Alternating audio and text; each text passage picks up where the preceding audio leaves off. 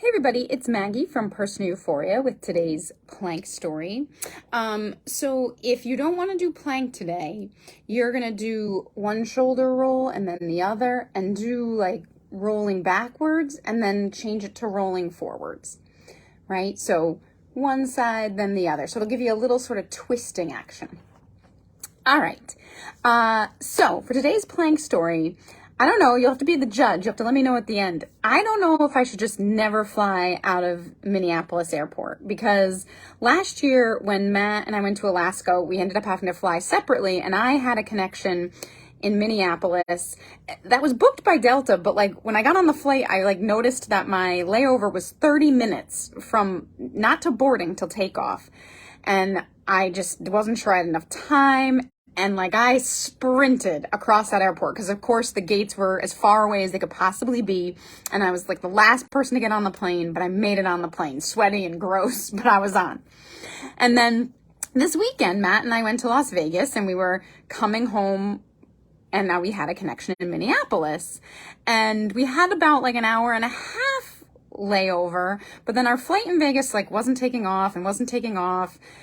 And then they announced we were 17th in line and it was going to be another 20 minutes. I looked at my watch and I was like, Matt, that's going to leave us like 20 minutes to connect, not to boarding, till our next flight takes off. And neither one of us thought we would make it. And he asked the stewardess, like, could you ask for people to sit, because we're also in the back of the plane, could you ask for people to let people with connections off first? And she says, we don't do that anymore. And there's a bunch of people, not necessarily coming to Hartford, but everybody's thinking they're going to miss their connection because of this delay.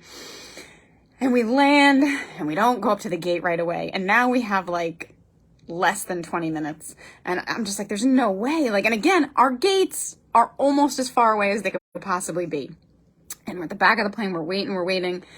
And when we get off the plane, we have 15 minutes before our next flight takes off, and we just sprint. But I still, like, even as I turn the corner for the F terminal or whatever, I'm like, there's no way. Like, I mean, they're going to close the gate 10 minutes early. And I get to the gate and I just look at them and I'm like, did we make it? And she smiles and, oh, I feel so good. And I pull out my boarding pass and she goes to scan it and you get the funny buzzer.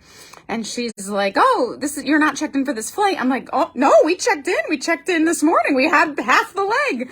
And so she logs in, and actually they had already Delta had presumed we weren't going to make the flight. And Matt's like Delta Diamond, so he gets all sorts of special things. But they had just automatically rebooked him on a flight the next day. Me, they had just like basically lost in the mix. They had acted like I had not checked in, but I was on no flight, and they can't get it right in the system. And I'm like, oh my gosh, we made it here, and they're not going to be able to get us on this flight. Like it's ready to close the doors.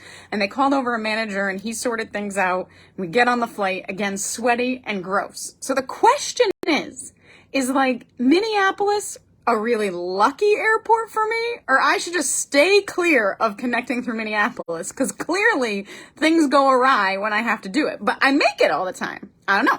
You be the judge. Lucky or not so lucky, ultimately. All right. Have a great day, and as always, keep moving.